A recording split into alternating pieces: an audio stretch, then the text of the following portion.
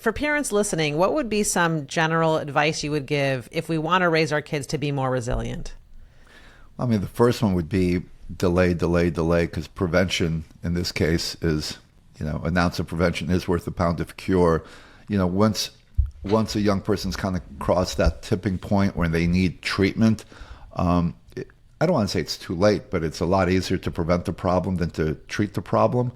So what we find is that we have better outcomes the older that kids are when they get exposed or given their own portable devices. So my first advice to most parents is don't drink the Kool-Aid that your infant needs to have an iPhone, an iPad, a Chromebook in the crib, or 2 years old or 4 years old. Because part of the Kool-Aid that we drank, part of what we were told was screen time can be educational. And that I think a lot of insecure parents felt that this was sort of a digital arms race. And if little Johnny and Susie didn't get an iPad and by age 3, they were going to be behind, right? That's the cry I hear from most parents. I didn't want my child to be behind. And the reality of it is that these devices are so idiot-proof that, no one's going to be behind, because we know not only did Steve Jobs not give his own kids an iPad, but when you read about the most powerful minds in big tech, Sergey Brin and Larry Page, the Google boys, and Jeff Bezos, they were Montessori students. They were the opposite of a high-tech child. So first and foremost, if you can, delay, delay, delay. There's a wait until 8th movement where parents wait until 8th grade to give their kids phones. And, of course, your kid's going to work on the computer at a desktop. And that's what I have 16-year-old twin boys now. And, in middle school, they had a desktop computer, but wasn't in the room. And we gave them phones. In 7th grade, we gave them a Gab phone, which was, that's what my daughter some has. of your listeners who may know, the Gab phone doesn't have Wi-Fi capabilities, so you can't do social media or gaming. But, you're also not, it looks like a smartphone, so you're not going to get stoned in the classroom by the other kids who are stigmatizing you. So delaying is the most important thing. Now, if you haven't had the chance to, and then I get it, most parents are trying to do the best that they can for their kids. And if you were one of the parents who did give your 2-year-old the tablet, it's not too late either. You could still also pump the brakes later in life. And the key is to just try to backdoor in countervailing activities. Now, it's a challenge because once a kid becomes habituated to the hyper-arousing, immersive realities of their screen world, it's harder to get them to want to go out and play baseball or play a musical instrument because the gravitational pull of the device is more powerful than playing the violin. So ideally, you bake in some of these other interests earlier on, and rather than trying to introduce them later on, because, hey, don't play World of Warcraft because here's a violin that you could play. It's going to take you 3 years to learn how to play, and that's not an attractive sell to some kids. But nature is the other part of it, engaging in nature activities and camp and outdoor. Nature is the antidote to the indoor child. And I write in my book about how we evolved from the 70s into the indoor child. Parents became very fearful because of 24/7 news cycles that developed in 1979, 1980 was CNN. And that was Ted Turner invented CNN. And all of a sudden we had, instead of half an hour of news, ABC, CBS, and NBC, we had 24/7 news cycles. And they had to fill those hours with, with the old news axiom, if it bleeds, it leads. So a lot of it was fear news that terrified parents of child abductions. So all of a sudden, parents who became fearful created a short leash for their kids. And now the evolution of the indoor child developed, where most of us of a certain age were raised as outdoor kids and just be home by sunset or be home for dinner. That's changed. Now kids are just tethered to a screen device. Fearful parents feel that their kids are safe indoors, where meanwhile we know that there's all sorts of predatory things happening on the computer. That's so true. It's worse being home on your screens. The potential for danger. What gives me hope is that I'm seeing that there's a younger generation of young people that are beginning to own their autonomy. For example, what I find to be one of the most effective tactics when working with a 16-year-old or a 19-year-old who feels that they want the right to be able to game or be on their device a million hours a day or whatever. No young person likes to be told what to do. Every young person has an innate sense of independence. They want to be, what they perceive as a rebel. And when you pull back the curtain and you explain to them how they're being monetized and exploited and really just a commodity by big tech, when you provoke that sense of, really, you think this is your choice? You have very little choice in this whole experience. Then you get a sense of like, what? I'm being played like that. And if you can create that sense of pushback from a young person, there's a grassroots movement of young people who are going Luddite, who are getting flip phones voluntarily, not through via their parents, who want to own their autonomy.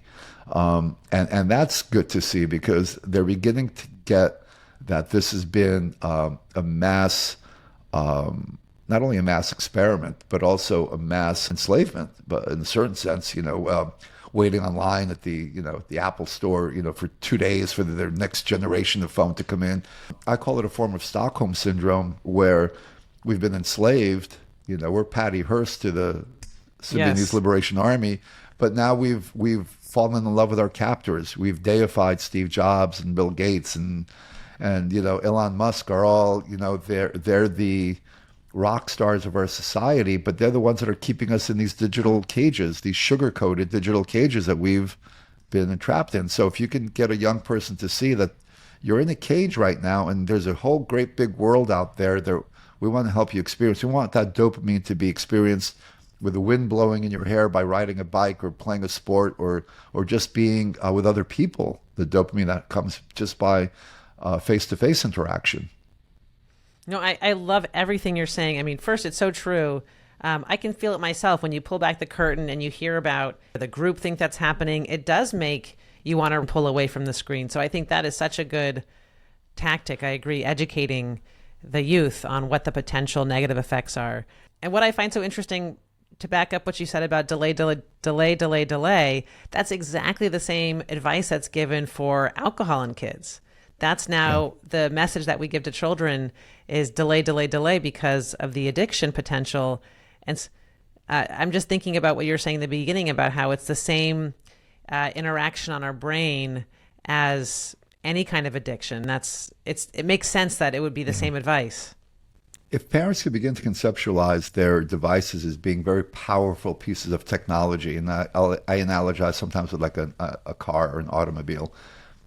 I love my car. I don't think my car should be banned, but I don't think when my kids were 7, they shouldn't have gotten the car keys because they weren't developmentally at that stage yet. So we have to begin to start thinking about age-appropriate technology. And so when I go to an airport and I see a 2-year-old, just and they're like in mission control, the headset, the screens in their face, and the parent feels, it's the digital babysitter, let's face it. And the parent, if they only realize how much they're stunting their child's natural urge. There was that one study recently with infants, ages 2 to 4, who weren't able to play with blocks. They didn't know what to do with blocks anymore because they were being so used to being stimulated.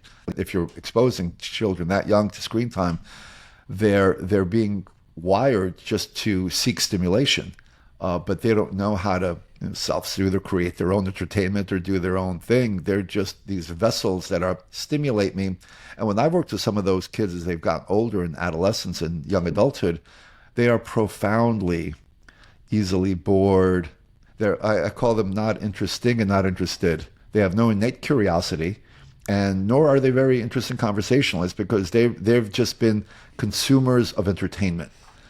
They've been entertained since cradle to college. And if it's not entertainment content, God forbid it's a book that they have to, use their minds. It's engaging ideas that might challenge their paradigms. Boring.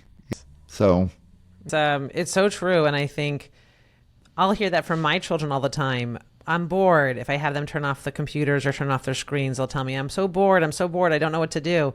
And honestly, oftentimes my husband and I will make them go outside in our backyard and we just say, you got to figure it out. So that's the other, thank you for saying that. That's the other antidote, because one of the antidotes to this whole problem is, for some reason, our generation is so uncomfortable with our kids being bored. Like, we have to have the 5 TVs in the car because God forbid the kids got to, have a conversation while they're sitting in the car. But there's a boredom movement. There's this idea that boredom is wonderful for children because it forces kids to then be creative. right? Because creativity is what builds neurosynaptic pathways that are really powerful. So if your child is bored, now he's got to play make believe. And now your child's got to pick up a stick, and now the stick is a sword, or they got to create with blocks. And so once your child starts creating, and so boredom is the mother of invention. And those are the things that we've been robbing of our children, because the kids at the airport staring at the visual imagery, that visual content is being created for them. They don't know how to use their imagination anymore, because their imagination is being drilled into their heads for them.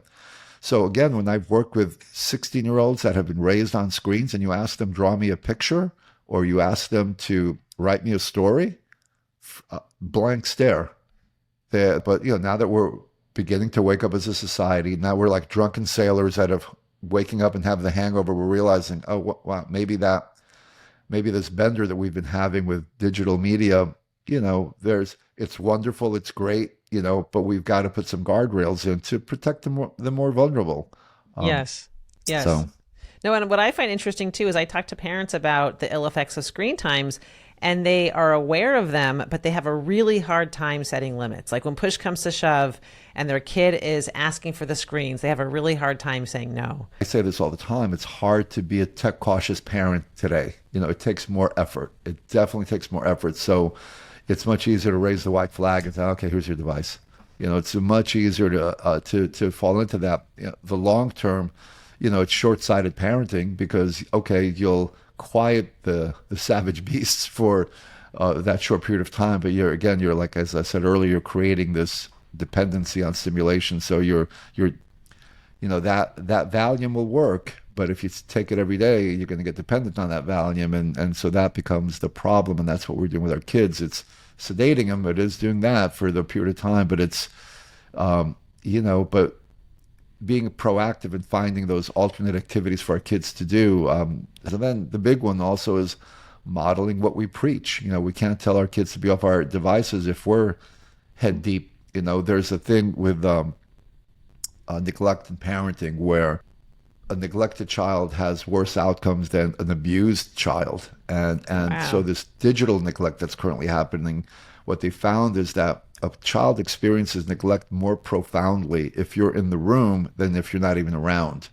And my kids are a little bit older now, but especially when they're younger, you don't want to be in the living room with them on your device, tuning them out while they're trying to pull at your pant leg, or they're trying to get your attention, because then the internalized feeling is that thing is more important than I am, and then that becomes internalized as a not very good sense of identity for that child, because it's better if you weren't around. If you went out to the store to get groceries, the child perceives it as, okay, there's some other activity that's happening. I'm not feeling the rejection as profoundly as I am when my parent is 5 feet away from me and they're ignoring me. So That's in interesting. that sense, if you really have to do some work-related screen time, go to your office, go to the car, close the door, but don't do it while you're sitting next to your child, because that gets internalized in a very unhealthy way. So better to finish your work at work, stay late maybe, Right. and then come home and be fully present with your kids. 100%, yeah.